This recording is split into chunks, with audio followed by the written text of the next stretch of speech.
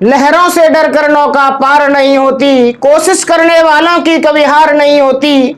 नन्ही चींटी जब दाना लेकर चलती है, चढ़ती दीवारों पर 100 बार फिसलती है। मन का विश्वास रंगों में सांस भरता है, चढ़कर गिरना और गिरकर चढ़ना ना अखरता है। आखिर उसकी मेहनत बेकार नहीं होती, कोशिश करने वालों की कभी हार नहीं होती, कोशिश करने वालों की कभी हार नहीं होती। तो प्रिय स्टूडेंट, जो तुम्हें असफलता हाथ लगी है तो उसे अपना मोटिवेशनल बनाएं और उसे पॉइंट आउट करें तुम्हारी गलती कहाँ रही, और उसे बार बार कोशिश करते रहें। आपको सफलता आपको कदमों को चूमेगी। तो आप सबका स्वागत है हमारे YouTube channel Gyanand math classes पर। तो दोस्तों, कल 11th में आपने 11th क्लास का जो प्रश्नावली 1.1 है उसको पूरा किया। आज हम प्रश्नावली 1.2 की तरफ बढ़ते हैं। तो प्रश्नावली 1.2 के कुछ क्वेश्चनों को कराने से पहले उसके कॉन्सेप्ट के बारे में समझते हैं। चलिए करते हैं। तो पहला, रिक्त समुच्चय। जैसा कल आपने समुच्चयों के बारे में पढ़ा पिछले लेक्चर में, यदि आपने इससे पहले वाली वीडियो नहीं देखी है तो मैंने उसके बारे में, समुच्चयों के बारे में पढ़ाया है। उसके पूरे कॉन्सेप्ट की पहली क्लास उसके कॉन्सेप्ट के ऊपर ली हुई है मैंने। तो पहला रिक्त समुच्चय आता है तुम्हारा रिक्त समुच्चय। रिक्त समुच्चय को इंग्लिश में एम्प्टी सेट बोलते हैं।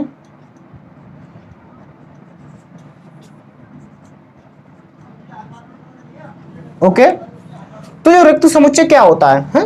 तो रिक्त समुच्चय आपको नाम से ही प्रतीत हो रहा होगा, रिक्त है ये। मतलब रिक्त का मतलब ये है होता है कि वो क्या, खाली है। तो जहां पर अवयवों की संख्या क्या हो, शून्य हो। यहां पर अवयवों की संख्या क्या हो, शून्य हो।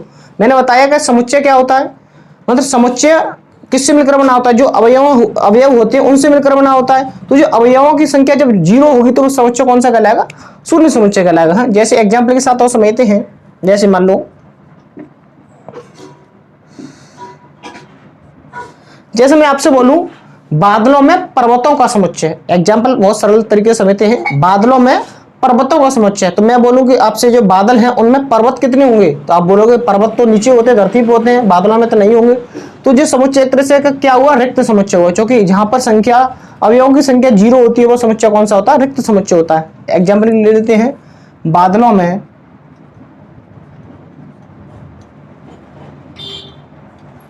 में पर्वतों का समुच्चय।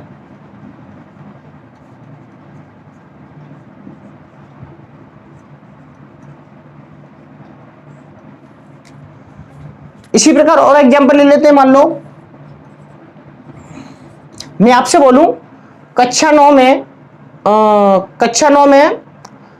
कक्षा 11 के विद्यार्थियों का समुच्चय। तो आप बोलोगे जो कक्षा 9 है उसमें 11 के स्टूडेंट तो नहीं होंगे। तो ये भी क्या होगा, तरह से यहाँ पे जो अवयव होंगे वो क्या होंगे? शून्य होंगे। जो कक्षा 9 में वो कक्षा 9 के होंगे, कक्षा 11 के तो नहीं होंगे। तो वो समुच्चय कौन सा होगा? रिक्त समुच्चय लिखोगे। क्लास 9 में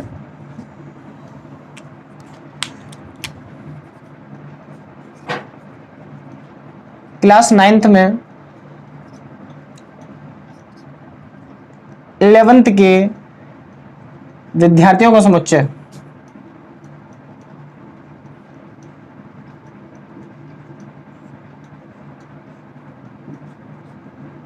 तो इसी प्रकार आप और भी एग्जाम्पल अपने आप लिख सकते हो। ये रिक्त समुच्चय के बारे में हुआ। इसको, जो रिक्त समुच्चय होता है इसको हम फाई के द्वारा व्यक्त करते हैं। फाई बोलते हैं, फाई के द्वारा व्यक्त करते हैं। या जो महिला कोष्ठक है उसे खाली छोड़ देते हैं, मतलब महिला कोष्ठक में कोई भी अवयव नहीं है।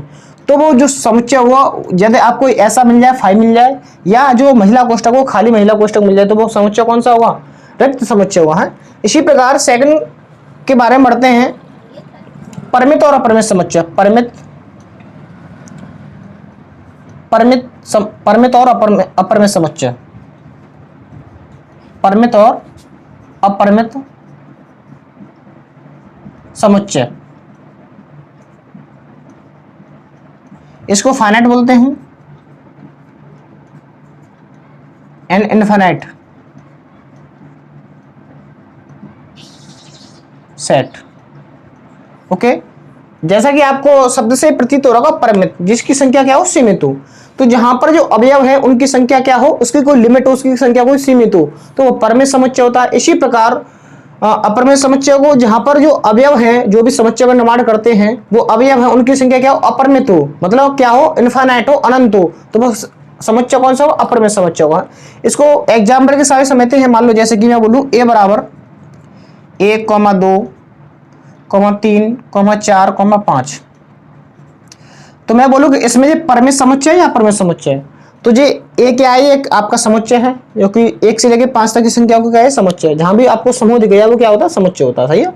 तो ये कौन सा समुच्चय हुआ, ये परमेय समुच्चय, क्योंकि अवयवों की संख्या यहाँ पे निश्चित है कि 5 है, अवयव की संख्या कितनी यहाँ पे, 1, 2, 3, 4, 5, जो अवयव है वो कितने, 5 है, जो कि क्या है, परिमित है, मतलब जो कि इनफाइनाइट, जो कि क्या है, उनको परिभाषित कर सकते हैं, और मान लो उनकी संख्या क्या है, लिमिट है कि इनकी संख्या क्या है, परिमित है, तो ये कौन सा हो जाएगा, परिमित समुच्चय हो जाएगा।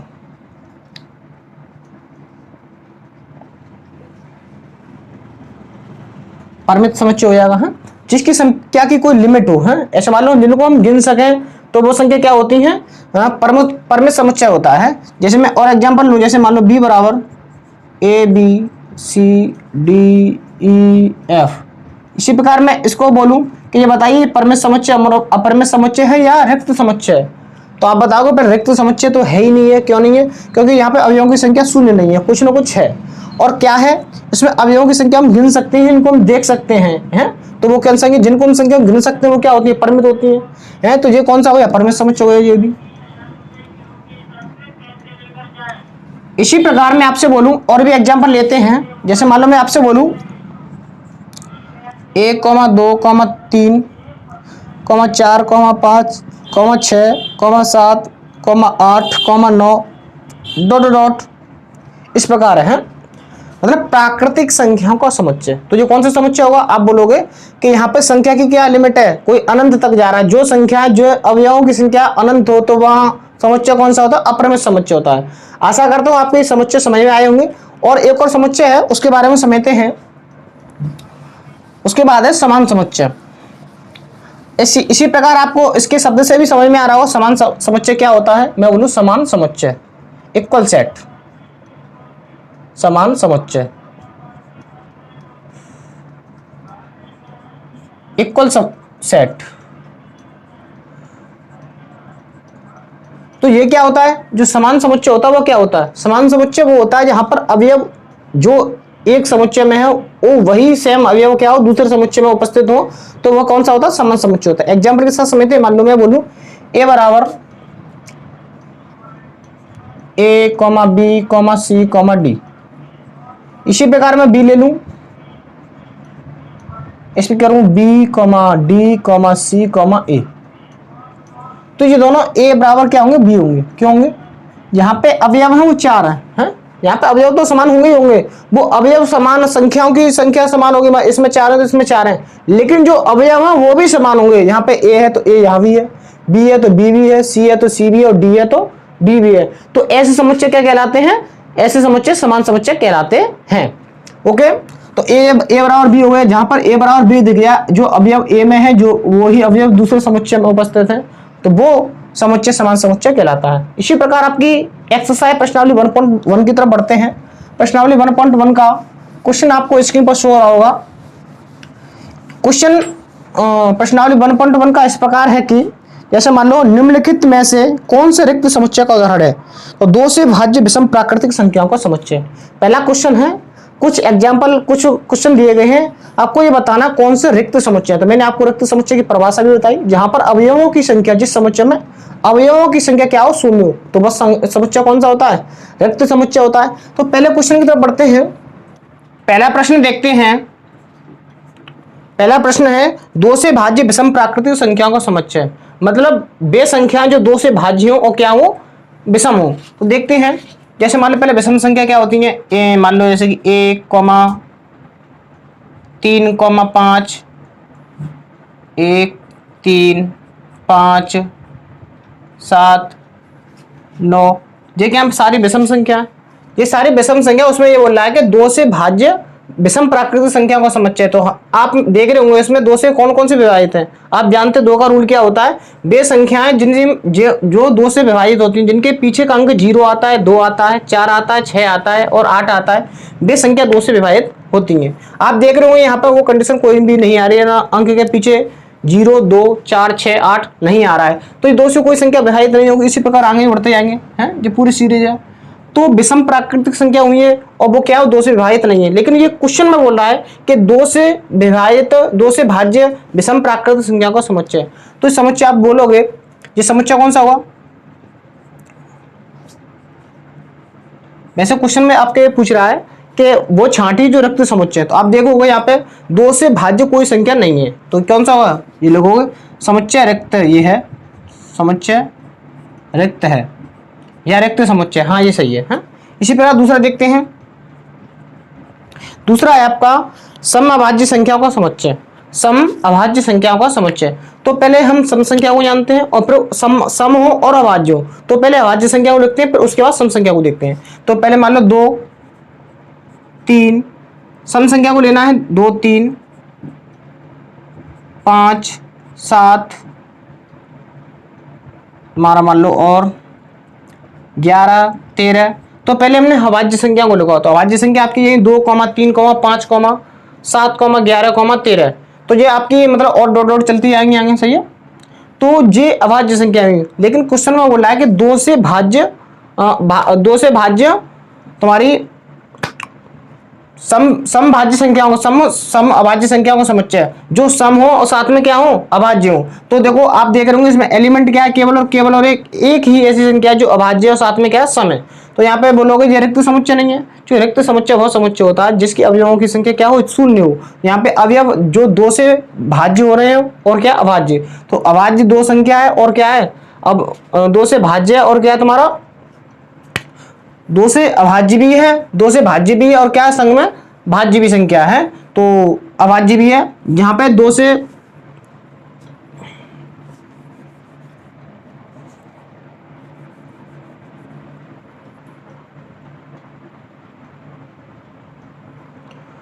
तो ये संख्या दो से भाज्य है, दो से भाज्य और क्या है, अभाज्य भी संख्या है। तो यहाँ पे क्या हो गया, मतलब कोई ना कोई एलिमेंट आ गया, कोई भी अवयव आ गया, इसके अवयवों की संख्या शून्य तो नहीं है। तो बोलोगे यह रिक्त समुच्चय नहीं है। यह रिक्त समुच्चय, हमें क्वेश्चन एक में यही चाटना है कि कौन सा रिक्त समुच्चय कौन सा नहीं है। तो यह रिक्त समुच्चय नहीं है, यह रिक्त समुच्चय नहीं है। क्यों नहीं है? इसलिए नहीं है यहाँ पे कि ये बोल रहा है कि दो से विभाजित होने वाली अभाज्य संख्याओं का समुच्चय। तो अभाज्य संख्याओं जो दो से भाज्य हो रही है, तो ऐसा तो नहीं है कि मान लो ये नहीं होती तो कौन सा हो जाता, रिक्त समुच्चय आया था, क्योंकि दो से इसमें कोई संख्या विभाजित नहीं है। लेकिन हम जानते हैं दो क्या दो से विभाजित होती है। तो क्या इसमें एलिमेंट कितना है, इसमें अवयव एक हो गया। जब एक हो गया एलिमेंट, कुछ ना कुछ एलिमेंट आया है, कुछ ना कुछ समुच्चय में अवयव हो, तो वो समुच्चय रिक्त समुच्चय नहीं कहलाता है। यदि कोई अवयव नहीं है तो क्या कहलाएगा, समुच्चय रिक्त समुच्चय कहलाएगा। इसी प्रकार तीसरे क्वेश्चन पर बढ़ते हैं। आपका क्वेश्चन नंबर 3 इस प्रकार है कि x सच दैट x एक प्राकृत संख्या है, x का मान 5 से छोटा होना चाहिए और साथ में x का मान 7 से बड़ा होना चाहिए, 7 से बड़ा होना चाहिए। देखते हैं, ये बोला है आपको क्वेश्चन में शो भी हो रहा होगा कि x सच दैट x का मान इस प्रकार है कि जो x का मान है वो तुम्हारा 5 से बड़ा होना चाहिए, 5 से छोटा होना चाहिए और x का मान 7 से बड़ा होना चाहिए। तो आप ये बताइए 5 से छोटी संख्या क्या होंगी, मान लो 4 होंगी, 3 होंगी, 2 होंगी, 1 होंगी, और x से 7 से बड़ी कौन सी होंगी, 8 होंगी, 9 होंगी, 10 होंगी। क्या इस दोनों में कोई संख्या कौन मिल रही है? आप बोलोगे ऐसी कोई संख्या नहीं है इनके बीच में जो 5 से क्या हो छोटी हो और 7 से क्या हो बड़ी हो। तो यहाँ पे जब कोई संख्या नहीं है तो कौन सा समुच्चय हो जाएगा, ये रिक्त समुच्चय हो जाएगा। है लिखोगे x से छोटी 5, x का मान 5 से छोटा और x का मान 7 से बड़ा कोई संख्या नहीं है, कोई संख्या नहीं है। ओके, जब कोई संख्या नहीं है तो कौन सा समुच्चय होगा, अतः यह रिक्त समुच्चय है। अतः यह रिक्त समुच्चय है।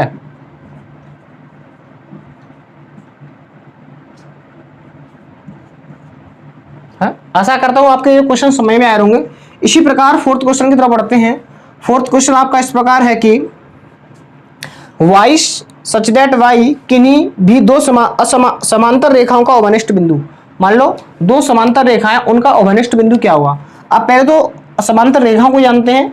मान लो जैसे कि मैं एक रेखा ऐसे खींच दूं और इसी के पैरेलल में एक और रेखा खींच दूं जिससे कि यहाँ पे समान दूरी है। जैसे मान लो ये 4 दूरी है, 4 सेंटीमीटर की है, यहाँ भी 4 सेंटीमीटर की हो और यहाँ भी 4 सेंटीमीटर का ये एक बिंदु हो।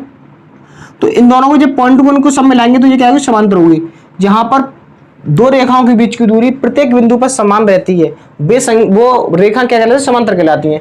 अब बोलिए, अब बताओ कि ये दोनों रेखाएं क्या समांतर हैं, तो इनका एक उभयनिष्ठ बिंदु कोई होगा। मतलब इनको आगे बढ़ाते जाएंगे तो इनका कोई बिंदु मिलेगा क्या। आप बोलोगे जब इनके बीच की दूरी समान है तो ये आपस में जब समांतर खींचे चले जाएंगे तो क्या हुआ, इनमें कोई बिंदु उभयनिष्ठ नहीं हुआ, कोई बिंदु आपस में नहीं काटेगा। यदि ऐसे होता, मान लो ऐसे काटती जा रही है तो आगे जाके क्या मिल जाएगा, क्या हो जाएगा, आगे जाके इंटरसेक्ट हो जाएगा, इसका अवनिष्ठ बिंदु मिल सकता है। लेकिन समांतर रेखाओं का अवनिष्ठ बिंदु नहीं मिल सकता।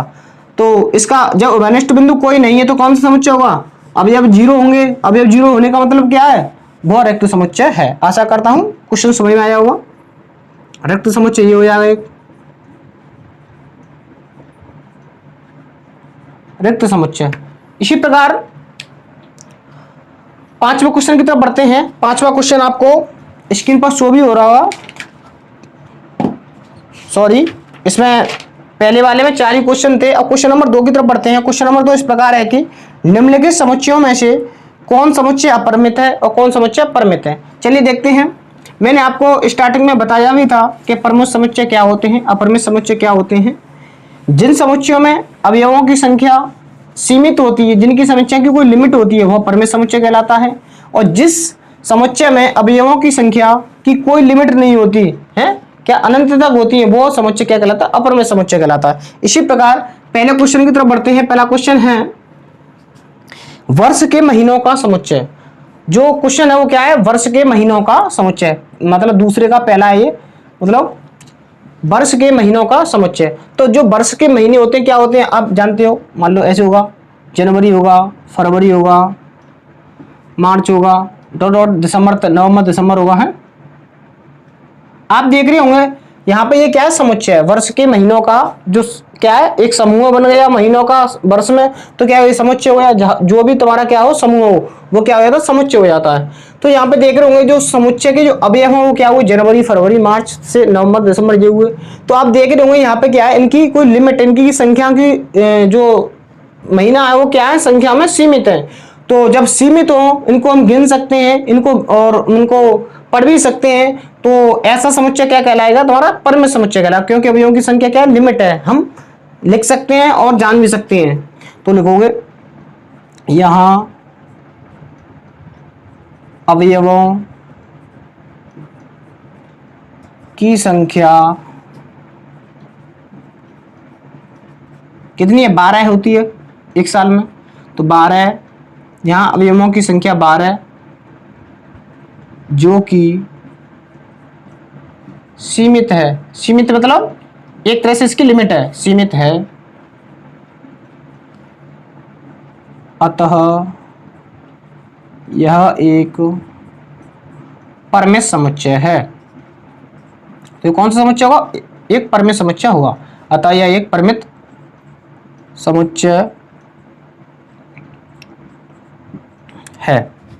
आशा करता हूं आपका ये क्वेश्चन समझ में आया होगा। इसी प्रकार क्वेश्चन नंबर 2 की तरफ बढ़ते हैं। आपका क्वेश्चन नंबर 2 स्क्रीन पर शो हो रहा होगा। क्वेश्चन नंबर 2 इस प्रकार है कि महिला कोष्ठक के अंदर दे रखा है 1, 2, 3, डॉट ऐसे करके दे रखा है। आप देख रहे होंगे यहाँ पे जब भी 1, 2, 3 ऐसे डॉट डॉट कोई मतलब जो प्रतीक आ जाए तो वो क्या होता है, इसकी सीरीज चलती रही है, आगे बढ़ती जाएगी। मान लो 3 के बाद 4, 5, 6, 7, 8 या अनंत तक जाएगी। तो आप देख रहे होंगे यहाँ अवयवों की संख्या क्या है, जब अवयवों की संख्या अनंत होती है, जिनको हम गिन नहीं सकते, मान लो इनकी कोई संख्या लिमिट नहीं है, तो ऐसा समुच्चय क्या कहलाता है, अपरिमेय समुच्चय कहलाता है। लिखोगे यहाँ अवयवों की संख्या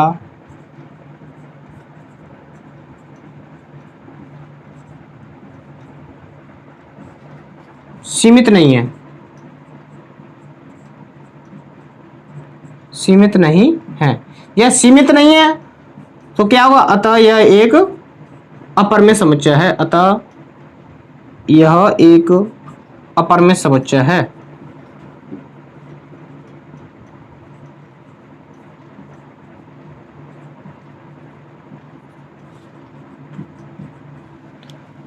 इसी प्रकार क्वेश्चन नंबर 3 की तरफ बढ़ते हैं। क्वेश्चन नंबर 3 आपको स्क्रीन पर शो हो रहा होगा। क्वेश्चन नंबर 3 इस प्रकार है कि 1,2,3 ऐसे दे रखा है, महिला कोष्ठक के अंदर अवयव बंद है 1,2,3, डॉट डॉट डॉट 99, 100 ऐसे दे रखा। तो जब महिला कोष्ठक के अंदर आप जानते हो जो भी समुच्चय होता है, जो भी अवयव होते हैं वो क्या है, एक महिला कोष्ठक के अंदर बंद होते हैं। तो आप देख रहे होंगे अवयवों की संख्या कितनी, 1 से लेके 1 2 3 मतलब 99 100, मतलब 1 से लेके 100 तक गिनती लिख रही है। तो हाँ अवयव क्या वो 1 2 3 4 वो ये संख्या हुई, तो संख्या की क्या सीमित है, लिमिट है कोई, मान लो 1 से लेके 100 तक है, उन संख्या को हम गिन सकते हैं, जान सकते हैं, समझ सकते हैं। तो क्या हुआ, क्या इनकी अवयवों की संख्या सीमित है तो वो कौन सा समुच्चय होगा, अपरिमेय समुच्चय होगा। अतः यह एक अपरिमेय समुच्चय है।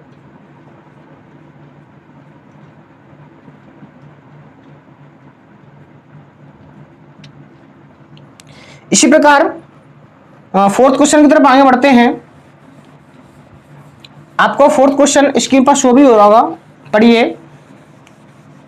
यदि वीडियो अच्छी लगी तो आप इसको लाइक कीजिए, अपने दोस्तों में शेयर कीजिए। तो क्वेश्चन नंबर 4 इस प्रकार है कि 100 से बड़े धन पूर्णांकों का समुच्चय है। दूसरे का फोर्थ लिखते हैं, इस प्रकार है कि 100 से बड़े धन पूर्णांकों का समुच्चय। तो आप जानते हो पूर्णांक क्या होते हैं, जो माइनस संख्या से, माइनस इनफाइनाइट से स्टार्ट होते हैं।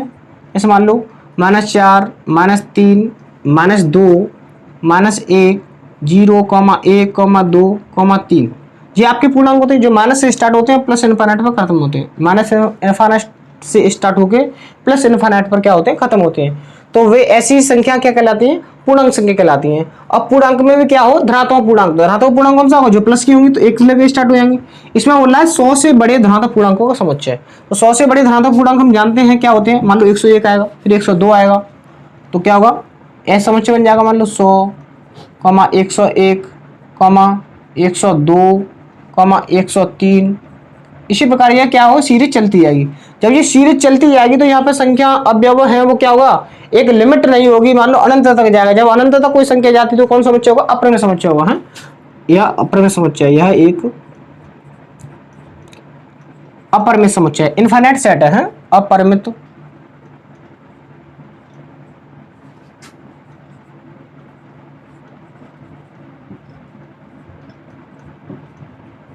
तो ये एक अपरिमेय समुच्चय होगा। इसी प्रकार क्वेश्चन नंबर चौथा है ये, फोर्थ नंबर। फिफ्थ क्वेश्चन की तरफ बढ़ते हैं। फिफ्थ क्वेश्चन इस प्रकार है कि 99 से छोटे अभाज्य संख्या, अभाज्य पूर्णांकों का समुच्चय। जो 99 है उससे छोटे अभाज्य पूर्णांकों का समुच्चय। तो जो 99 से छोटे लिखते हैं, मान लो यहां से स्टार्ट होगा 99 से छोटे अभाज्य, जैसे मान लो आपका 97 हो जाएगा है। इसी प्रकार आपका मान लो 89 हो जाएगा है, 89 हो जाएगा। इसी प्रकार आपका 83, 82, 81 नहीं होगा, 80, 89, एक बार 79 भी हो जाएगा आपका। 79 के बाद आपका मान लो ये डॉट ऐसे चलता जाएगा, सही है क्या, ऐसा चलता जाएगा। 79 के बाद आपका 73 भी आएगा है, तो ये ऐसा चलता जाएगा। तो आप यहाँ पे आगे चल के देखोगे, यहाँ पे क्या आएगा, हमारा तुम्हारा 3 भी आएगा है, 2 भी आएगा, 1 भी आएगा है, और क्या आएगा, -1 भी आएगा, -2 भी आएगा, -3 भी आएगा है। इसी प्रकार -5 भी आएगा। आप देखोगे यहाँ पे जो 99 से छोटे अभाज्य संख्याओं का समुच्चय पूछा था, तो अब हमने लिखा कि जो अभाज्य पूर्णांक है उसमें भी क्या है, पूर्णांक है। तो जो 99 से छोटे हुए और क्या वो पूर्णांक हुए, तो 99 छोटे पूर्णांक है, इसमें ये सभी आ जाएंगे हैं, -3, -2, -5, -7, -11, -13 है। तो जो सभी संख्या क्या होंगी तुम्हारी अभाज्य संख्या होंगी और वो पूर्णांक भी होंगी। तो इसकी आप देख रहे होंगे यहाँ पे अवयवों की संख्या क्या है, यहाँ पे सीरीज चलती जाएगी ये क्या, और ये 99 से छोटी है तो यहाँ पे क्या होगी, ये सीरीज चलती जाएगी। जब ये सीरीज चलती जाएगी इसकी जो लिमिट है वो क्या है, कोई सीमित नहीं है, कोई लिमिट नहीं है, तो ऐसा समुच्चय क्या कहलाता है, अपरिमित समुच्चय कहलाता है। तो ये लिखोगे यह एक अपरिमित समुच्चय है,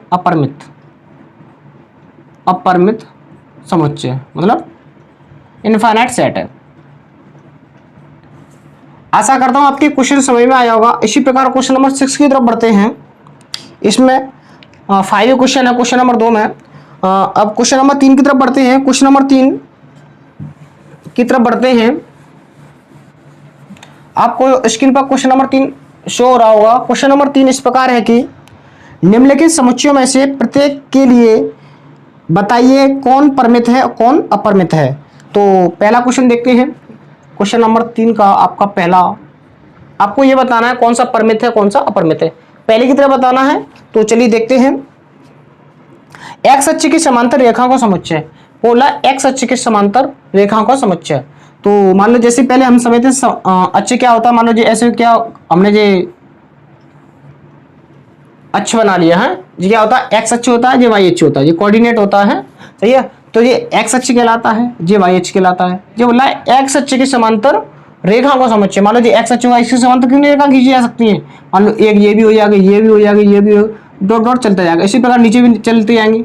मतलब क्या होगा, जब एक्स अक्ष की जो समांतर वो रेखा है उनको हम अनंत तरीके से अनंत रेखा खींच सकते हैं। जब यहाँ पर किसी समुच्चय में अवयवों की संख्या अनंत हो जाती है तो वह समुच्चय कौन सा कहलाता है, अपरिमित समुच्चय कहलाता है। तो इसी प्रकार पहला क्वेश्चन आपका अपरिमित समुच्चय कहलाएगा। पहला में क्या आएगा, अपरिमित समुच्चय।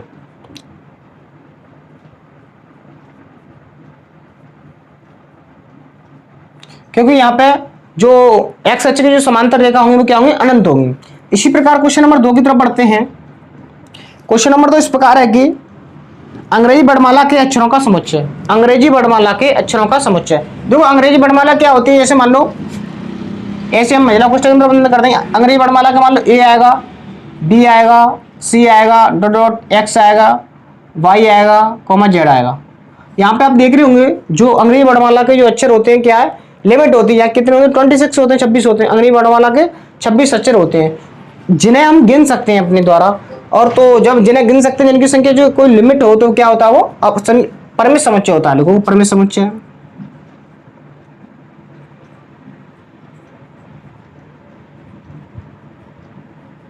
ये परिमित समुच्चय हो जाएगा।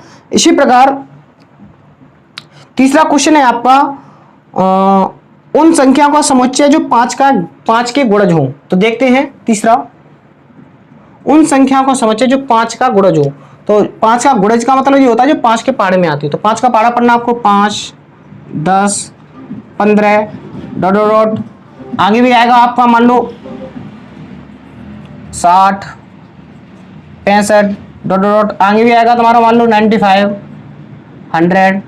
तो ये क्या है, डॉट डॉट ऐसा चलती है। जो सीरीज क्या है अनंत तक चलती जाएगी। 5 के गुणे तो नहीं होंगे, क्योंकि किसी भी संख्या प्राकृतिक संख्याएं 1 से लेकर स्टार्ट होती हैं अनंत तक जाती हैं। उन सभी संख्या में 5 का गुणा करते हैं तो वो 5 के गुणे कहलाएंगे सभी। तो आप देख रहे हो यहाँ पे जो 5 के गुणज है वो क्या अनंत तक जा रहे हैं। तो यहाँ पे कौन सा समुच्चय होगा, अपरिमित समुच्चय लिखोगे, एक अपरिमित समुच्चय है।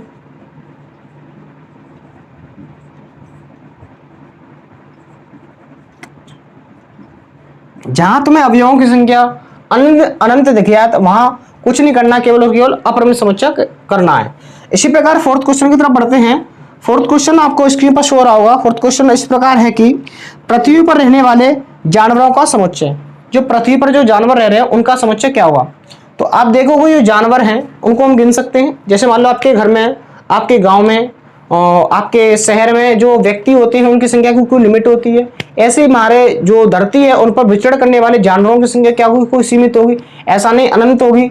मान लो 1000 होगी, करोड़ होगी, लाख होगी, और 1 करोड़ होगी, 10 करोड़ होगी, 100 करोड़ होगी, अरब होगी। तो उस संख्या की क्या कोई लिमिट है। ये तो कोई लिमिट है तो वो कौन सा समुच्चय कहलाएगा, परिमित समुच्चय कहलाएगा। वो परिमित समुच्चय है।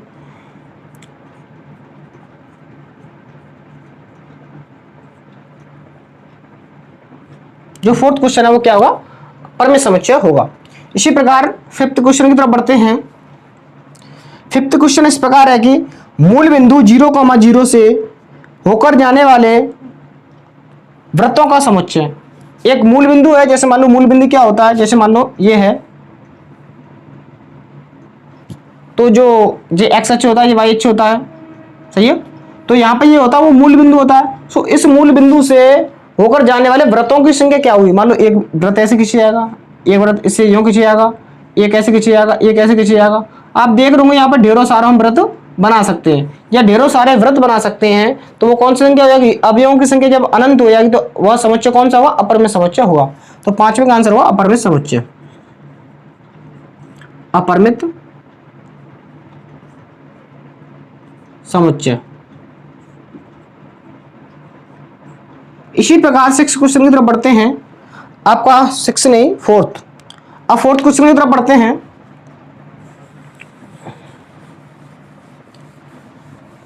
आप भी घर पर बैठ के इनका क्वेश्चनों का अभ्यास करें, क्योंकि गणित एक ऐसी सब्जेक्ट है जिसका अभ्यास न किया जाए तो यह अपने दिमाग से बाहर निकल जाती है। तो आप घर पर बैठ के इनका निरंतर अभ्यास करते जाएं। इसी प्रकार 4th क्वेश्चन की तरफ बढ़ते हैं। 4th क्वेश्चन आपका इस प्रकार है कि निम्नलिखित में से बताइए कि a बराबर b है या नहीं। मैंने आपको बताया समान समुच्चय कौन सा कहलाता है, जहां पर जो किसी एक समुच्चय में जो अवयव हैं वही समुच्चय सेम दूसरे समुच्चय में यदि अवयव होते हैं तो वो समुच्चय क्या कहलाता है, समान समुच्चय कहलाता है। इसी प्रकार पहले क्वेश्चन की तरफ बढ़ते हैं। 4th का पहला है, आपको स्क्रीन पर शो हो रहा होगा कि दे रखा है a बराबर ABCD, a बराबर a, b, c, d। आपको a समुच्चय में इस प्रकार अवयव दे रखे हैं। इसी प्रकार b है, b में भी कुछ अवयवों की संख्या दे रखी है, मान लो d, c, b, a, d, c, b, a। आपको स्क्रीन पर शो भी हो रहा होगा। तो ये बताना है कि ये a बराबर b है या नहीं है। तो आप देखोगे यहाँ पे जो a के अंतर्गत जो अवयव आ रहे हैं वही b के अंतर्गत अवयव आ रहे हैं। मान लो यहाँ पे a है तो a उसमें भी है, b है तो b यहाँ भी है, c है तो c भी है, और यहाँ d है तो d भी है। तो मतलब समुच्चयों के अवयवों की संख्या तो समान है, इसमें भी 4 है, इसमें भी 4 है, लेकिन क्या है उनके अवयवों की संख्या भी क्या है, एक सी है। जो अवयव इसमें जो वही अवयव क्या है दूसरे समुच्चय में है। तो ये क्या समुच्चय होगा, a बराबर b होगा, a बराबर b। जब a बराबर b होगा तो कौन सा होगा, समान समुच्चय होगा। समान समुच्चय मतलब इक्वल सेट।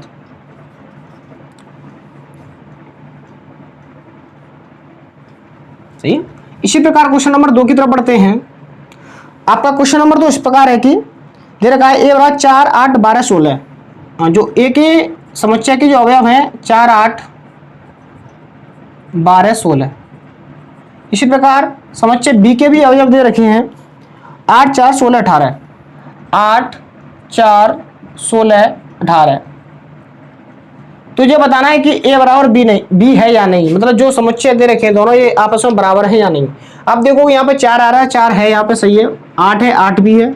12 है, लेकिन 12 इसमें 12 a समुच्चय में आ रहा है लेकिन 12 b समुच्चय में नहीं है। तो आप देखोगे यहाँ पे 12 जब दूसरे समुच्चय में नहीं तो समान समुच्चय नहीं कहलाएगा। लिखोगे ये a बराबर नहीं है b के, मतलब ये क्या है, समान समुच्चय नहीं है।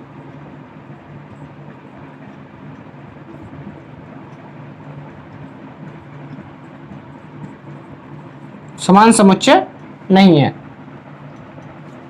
इसी प्रकार क्वेश्चन नंबर 3 की तरफ बढ़ते हैं। आपका क्वेश्चन नंबर 3 स्क्रीन पर शो हो रहा होगा। क्वेश्चन नंबर 3 में a के अवयव दे रखे हैं 2, 4, 6, 8, 10। 2, 4, 6, 8, 10। इसी प्रकार b समुच्चय में भी अवयव दे रखे हैं। इस प्रकार है कि x such that x समधन पूर्णांक है। क्या है, समधन पूर्णांक है।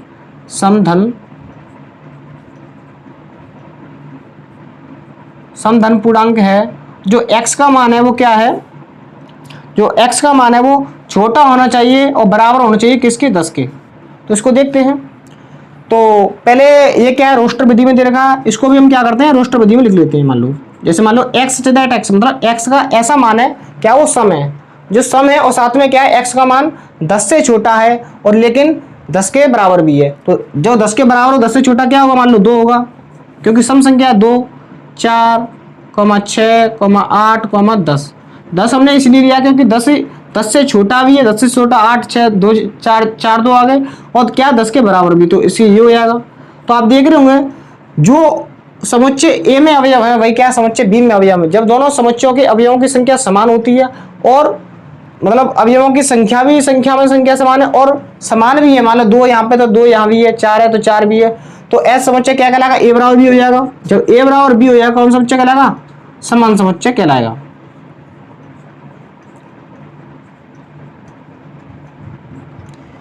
इसी प्रकार क्वेश्चन नंबर 3 पर बढ़ते हैं। आप क्वेश्चन को पढ़ें, इसके ऊपर शो रहा होगा आपका क्वेश्चन।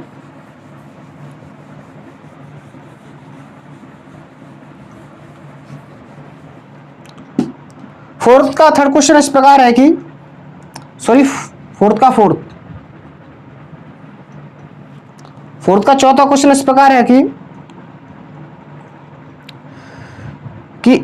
a बराबर x सच दैट x संख्या 10 का एक गुणज है। ये बराबर दे रखा है, आपको स्क्रीन पर शो रहा होगा कि x सच दैट x और वो संख्या क्या है, संख्या 10 का एक गुणज है। तो मान लो जब संख्या का 10 का गुणज होगी, आपको स्क्रीन पर शो रहा होगा, तो 10 का गुणज क्या होगी, 10 होगा, 20 होगा, 30 होगा, 40 होगा, क्योंकि ऐसी संख्या क्या होगी आपस में चलती जाएंगी। तो 10 का गुणज होगी है, चलो देख लेते हैं, हमने एक अवयव देख लिए।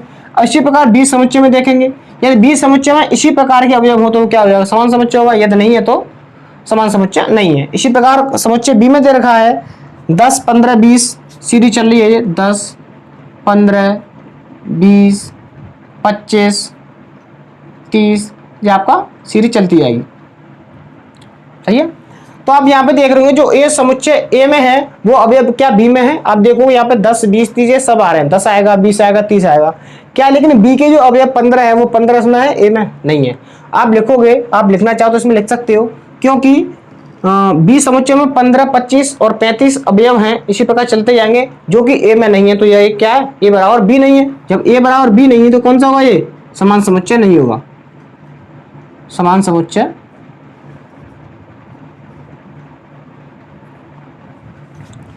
नहीं है। इसी प्रकार क्वेश्चन नंबर 5 की तरफ बढ़ते हैं। ये 5th क्वेश्चन आपका क्लियर हुआ। क्वेश्चन नंबर 4 में 4 ही पार्ट हैं, 4 ही क्वेश्चन थे। इसी प्रकार क्वेश्चन नंबर 5 की तरफ बढ़ते हैं। क्वेश्चन नंबर 5 इस प्रकार है कि क्या निम्नलिखित समुच्चय युग्म समान है, कार्ड सहित बताइए। इसमें क्या करना है, इसी प्रकार हमने 4th क्वेश्चन में भी बताया कि ये समान समुच्चय है या नहीं, लेकिन इसी प्रकार 5th क्वेश्चन में भी कह रहा है कि कौन से समुच्चय समान है और कौन से समान है, कौन से समान है और समान है तो उनका औचित्य बताइए, उनका कारण बताइए क्यों है। चलो देखते हैं क्वेश्चन नंबर 5 में का एक देखते हैं। क्वेश्चन नंबर 5 में का पहला क्वेश्चन आपको स्क्रीन पर शो हो रहा होगा। इस प्रकार है कि ए का मान दे रखा है 2,3, ए बराबर 2,3। जो ए समुच्चय है उसमें अवयव क्या है, 2 है, कौन है, 2 और 3। और बी समुच्चय इसी प्रकार दे रखा है, बी समुच्चय में अवयव दे रखे हैं x x समीकरण x² + 5x + 6 = 0 का एक हल है। तो एक समीकरण दे रखा है x² + 5x + 6 का क्या है, ये हल है। तो क्या करते हैं हम, बी के जो समीकरण है बराबर 0 दे रखा है इसमें, इसके हम अवयवों के मान निकाल लेते हैं। आप जानते हो कि एक द्विघात समीकरण इसको हम हल कर सकते हैं, कैसे करते हैं, जैसे मान लो x² + 5x + 6। यहाँ पे क्या करना है, जोड़ के हमको 5 लाना, गुणा करके क्या लेना, 6 लाना। तो क्या कर दोगे, x² + 5 को 3x + 2x में तोड़ दोगे आप, बराबर 0 चल ही रहा ये जी। x² रहा, 5x को हमने 3x + 2x में तोड़ दिया। अब क्वेश्चन को चेक करते हैं, यहाँ पे x² समान है, 6 समान है, यहाँ 5x को 3x + 2x क्या हुआ, 5x हुआ, और 3 दूनी 6 भी हो गया। तो आप यहाँ पे x कॉमन ले लोगे, जब x कॉमन ले यहाँ x बचेगी, यहाँ क्या बचेगा, 3 बचेगा। इसी प्रकार यहाँ 2 कॉमन ले लेंगे, यहाँ x बचेगा, यहाँ 2 3 6 बचेगा। x का मान क्या है, x + 3 कॉमन ले लेंगे। अब जब x + 3 कॉमन लेंगे, यहाँ x बचेगा, यहाँ क्या बचेगा, 2 बचेगा, बराबर क्या, 0, बराबर 0। जब इसके बराबर 0 तो x का मान क्या हो जाएगा, -3 हो जाएगा। जब इसके बराबर 0 तो x का मान क्या आएगा, -2। तो जो x के मान आए हैं वो क्या आ जाएंगे, -3, -2। आप ये बताइए जो समुच्चय ए में अवयव दे रखे हैं वो क्या समुच्चय बी में अवयव है? आप देखो यहाँ प्लस की संख्या लेकिन माइनस की संख्या है, तो यहाँ पे जो ए है जो अवयव हो क्या वो समान नहीं है, समान नहीं है तो ये समुच्चय कौन सा होगा? समान समुच्चय नहीं होगा।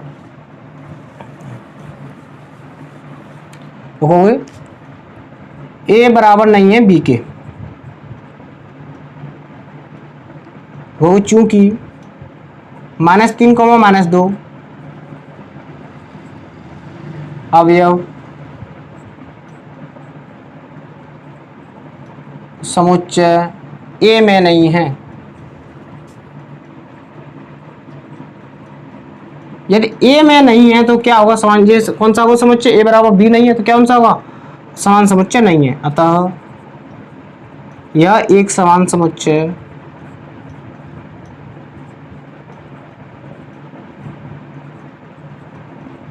नहीं है। आशा करता हूं ये 5वें का फर्स्ट क्वेश्चन आपके समझ में आया होगा। इसी प्रकार क्वेश्चन नंबर 2 की तरफ बढ़ते हैं। क्वेश्चन नंबर 2 आपको स्क्रीन पर शो हो रहा होगा।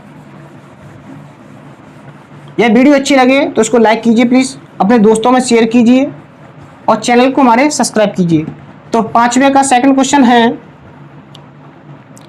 कि ए बराबर एक्स सच दैट एक्स शब्द फॉलो का एक अक्षर है। फॉलो का एक क्या है? अक्षर है। तो देखते हैं ए का क्या मान है? ए के अवयव दे रखे हैं फॉलो, FOLLOW।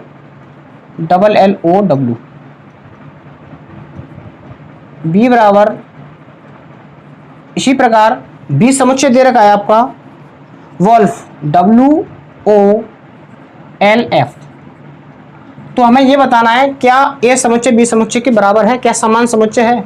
आप देखोगे कि यहाँ पे आप देखोगे पहले तो यहाँ पे 5 अवयव है, यहाँ कितने 2 4 6 अवयव है, यहाँ 4 अवयव। तो हमको अवयवों को नहीं देखना कि अवयव बराबर है या नहीं, हमको ये देखना है क्या जो ए में अवयव है वो बी में है और जो बी में है वो ए में है या नहीं। आप देखोगे बी को लेते हैं, बी में W है तो W यहाँ भी है, यहाँ पे होगा तो यहाँ O भी है, यहाँ L है तो L भी है, यहाँ F है तो F भी है। जब दोनों अवयवों की संख्या हम देखते नहीं है, जब 2 या 2 से अधिक समुच्चय में क्या हो अवयवों की संख्या समान हो या ना हो कोई दिक्कत नहीं है, लेकिन जो अवयव है वो समान है। जैसे मान लो W है तो W भी है, L है तो L भी है और F है तो F भी है। जब अवयव समान होते हैं तो ऐसा समुच्चय क्या कहलाता है? समान समुच्चय कहलाता है। देखोगे समुच्चय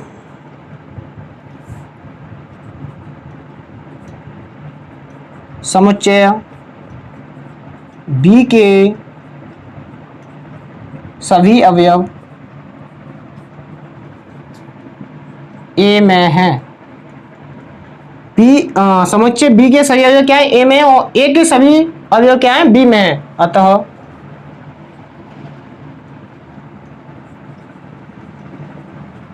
यह एक जो अवयवों की संख्या समान हो तो क्या होता है? यह एक समान समुच्चय है। इसका कारण ये होगा, इसका औचित्य ये होगा है यह एक समान समुच्चय है। इसी प्रकार क्वेश्चन नंबर 3 की तरफ बढ़ते हैं।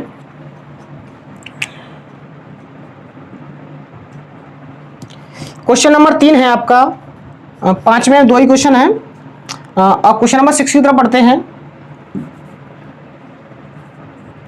6 का पहला क्वेश्चन देखते हैं कि नीचे दिए हुए समुच्चय में से समान समुच्चयों का चयन कीजिए। कुछ समुच्चय दे रखे हैं उनका क्या करना है? समान समुच्चयों का हमें चयन करना। चलिए देखते हैं, पहले लिख लेते हैं। ए बराबर दे रखा है आपको